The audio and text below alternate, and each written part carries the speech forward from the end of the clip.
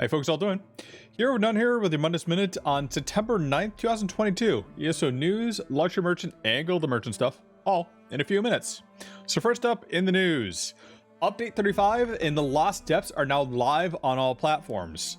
Patch version 8.1.6 also fixed several issues, which is also went over to console. The VMA destruction staff is now fixed, so it will work with bar swap. And the Oaken Soul ring will now keep in power after you get yourself killed. Mara's bombs healing was also reduced by 50% to kind of balance it out a little bit more.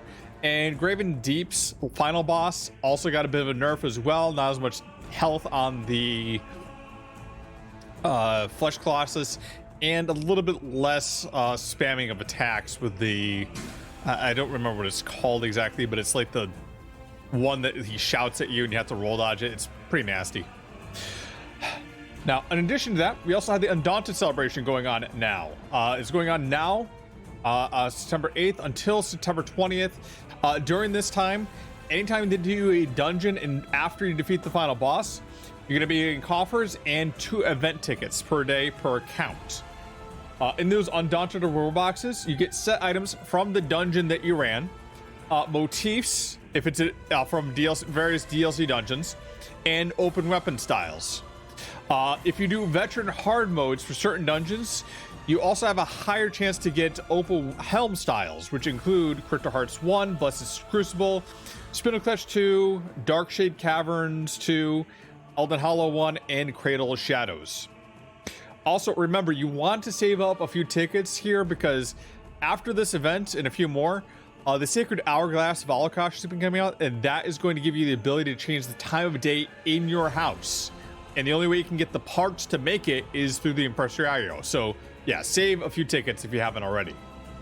Now, before I get into it as well, I also want to remind folks, the Luxury Merchant and the Golden Merchant, every Friday after 8, the Luxury Merchant is located in Cold Harbor, and I'll show it on the map here afterward. And on Friday, Golden Merchants is located in Cyrodiil, typically at the left gate as you look out into the zone for your alliance.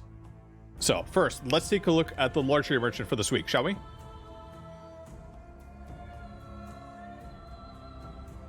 So, Luxury Merchant. Big spitting blade. Three Dwarven Centurion.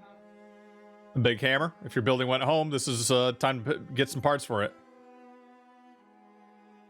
Crystal Brazier. Crystal Mechanism, which you can activate and inactivate.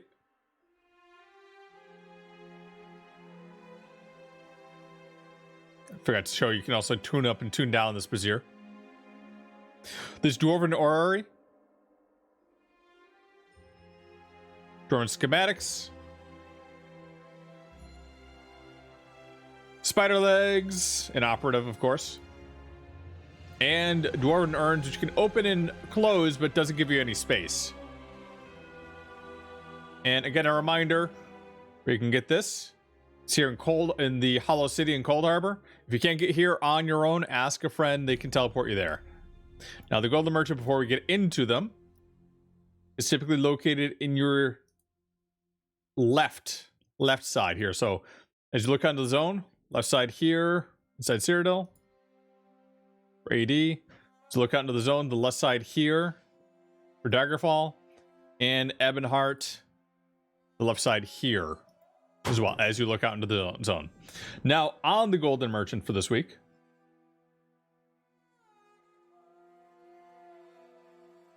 for 150k, Durek Braz Ring, which will give you less detection on a 4-piece bonus. Honestly, the 5-piece bonus, not that great. The 4-piece bonus is kind of nice, but you don't need to get gold for this version.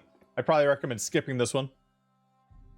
Ring of Mother's Sorrow, which gives you a lot of critical. You actually may want to pick this up if you haven't already.